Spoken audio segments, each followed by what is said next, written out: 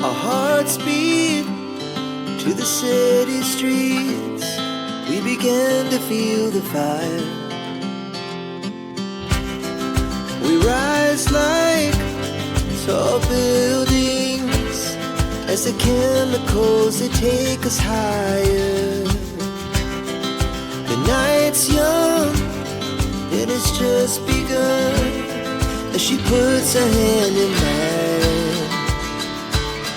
We wanna chase the night, wanna dance to the light, pull stars from the sky, just two hearts running wild.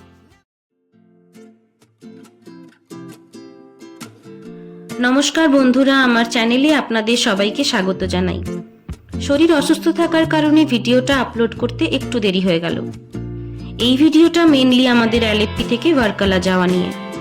আগের দিনের অ্যালেপ্পির সুন্দর boat ride, সূর্যাস্ত এসবের পরে এর পরের অ্যাডভেঞ্চার নিয়ে সবাই এতটাই উৎসাহিত যে সকালে ঘুম থেকে উঠতে কারো দেরি হয়নি।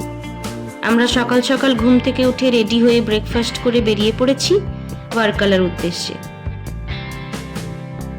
অ্যালেপ্পিতে আমাদের হোটেলটা এক নাইটের জন্যই বুকিং ছিল। আমাদের সব হোটেলেই মোট 3টি করে রুম বুকিং ছিল। আর অ্যালেপ্পিতে আমাদের যে হোটেল লেমনটিটি দেখলেন তাতে আমাদের মোট খরচ হয়েছিল 23,000 টাকা মতো।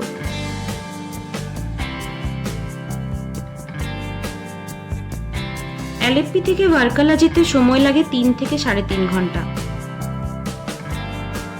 আর এই 3.5 ঘন্টার রাস্তায় আমরা মোট 2বার থেমেছিলাম ডাবের জল খাওয়ার জন্য। আগেই বলেছি, কেরালার সব থেকে ফেমাস ড্রিঙ্ক হলো ডাবের জল।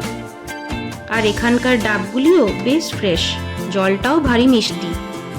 তবে সব থেকে যে জিনিসটা আমরা লক্ষ্য করলাম, প্রতিটি ডাবে জলের পরিমাণ এতটাই বেশি ছিল যে দুজন মিলে একটা ডাব ভাগ করে খাচ্ছিলাম।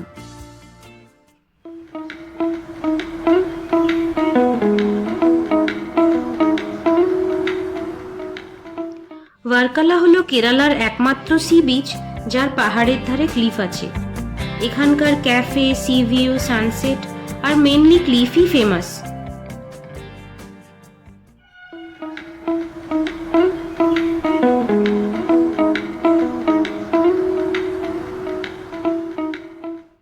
আমরা পৌঁছে গেছি আমাদের হোটেলে। ভার্কালায় আমাদের হোটেল ছিল Skylar sea view beach resort Varkala. এই হোটেলটি আমরা বুক করেছিলাম 2 নাইটসের জন্য। আর হ্যাঁ, 3টেই রুম বুক ছিল। আর এই মোট 3টে রুমের 2 নাইটসের জন্য খরচা হয়েছিল 31,000 টাকা, যার মধ্যে আমাদের ব্রেকফাস্ট ইনক্লুডেড ছিল। চলুন আপনাদেরকে হোটেলটা একটু ঘুরে দেখাই। এই রিসর্টটি সমুদ্রের একেবারে কাছেই অবস্থিত। এখানকার সি ভিউও বেশ ফেমাস আর পরিবেশও বেশ শান্ত।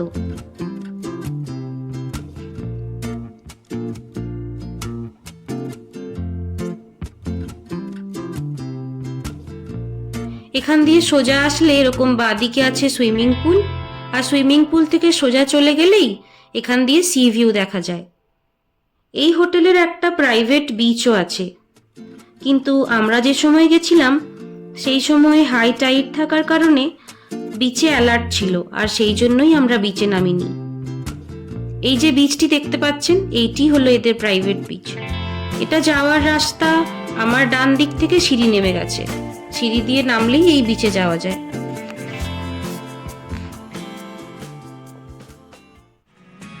Hear me out, hear me out. If all the things you never show, there are the things I want to know. Secrets die in your heart so slow. But if you don't wanna tell me now, I guess I'll never know. চলুন ভিডিওটা শেষ করার আগে আপনাদের একটু আমাদের রুমগুলো দেখিয়ে দিই। সিঁড়ি দিয়ে উপরে উঠে ওই কোণার দিকের যে রুমটা দেখতে পেলেন ওই রুমটি, এই মাঝের রুমটা আমাদের, আর ওই পাশের রুমটা দিদিদের। রুমে ঢুকেই বাঁ দিকে আছে এরকম একটা টেবিল, যার উল্টো দিকে আছে ওয়াশরুম।